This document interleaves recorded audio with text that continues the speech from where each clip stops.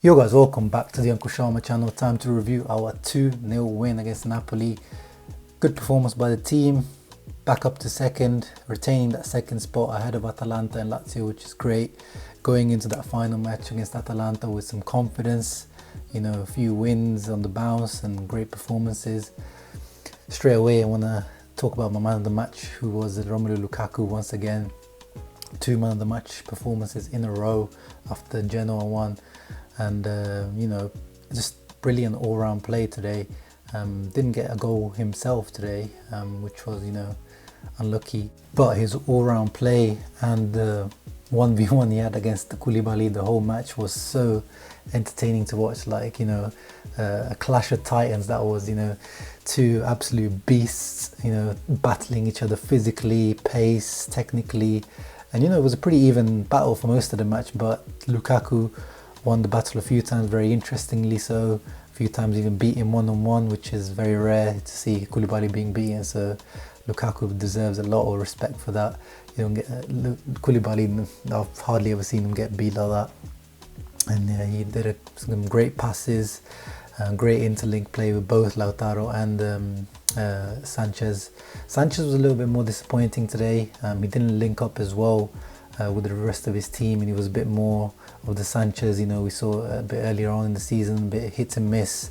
Got a bit of a frustrated figure today, but it's fine. He's been in good form. He can't play at the top of the game every single match, but that's also why I'm not too, of course we should sign him, and hopefully Marotta wraps that deal up with Man United, which apparently we are close to wrapping up.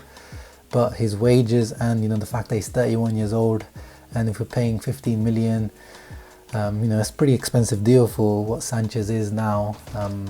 But hopefully, Marotta, I have faith in Marotta wrapping that deal up in a financial package that kind of suits Inter.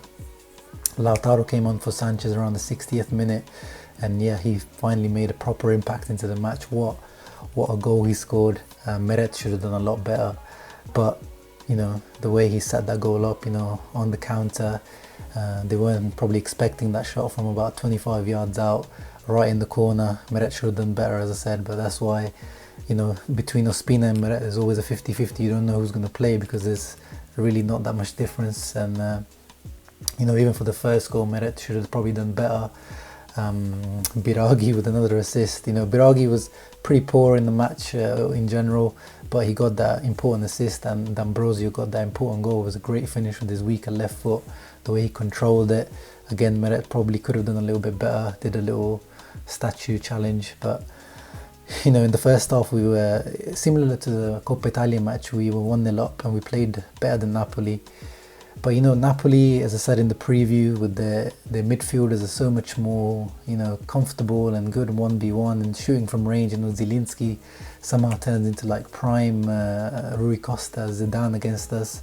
He's always manages to beat a player and then get a shot on goal.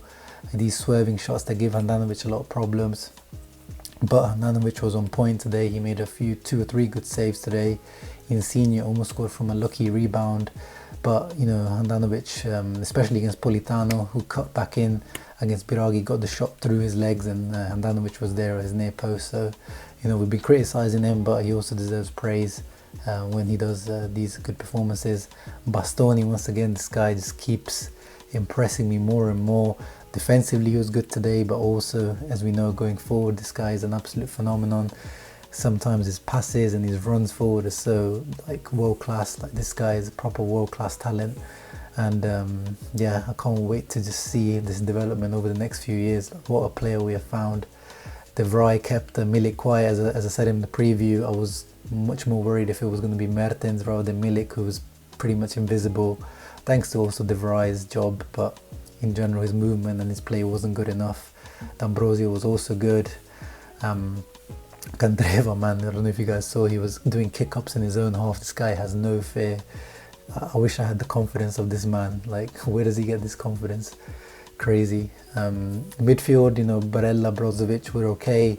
Today Barella was actually a bit more disappointing than Brozovic. Brozovic, was a big part to play in the first goal that we scored, winning the ball back. Barella should have scored. Brozovic almost scored. Great save by Meret. Borja Valero started ahead of Eriksson, which is not a surprise anymore. He played pretty much the whole match as well. That was a surprise. I was expecting to see Eriksen a bit earlier, but Conte, man, I don't know. Clearly there seems to be something that Conte's not happy with Eriksen. But Borja was okay. In the first half he was a bit invisible for me, but in the second half he definitely stepped up. He had a good few plays, won the ball back a lot of times as well. So all I can do is put my hat down for Borja, because he, as he keeps saying, he's an important player. But overall, good performance, second place. Make sure to leave a like and subscribe. Let me know who your man of the match was. Must be Lukaku, right, or someone else. Let me know in the comments below, and I'll see you in the next one for our final match of the season in the Serie A against Atalanta. Ciao.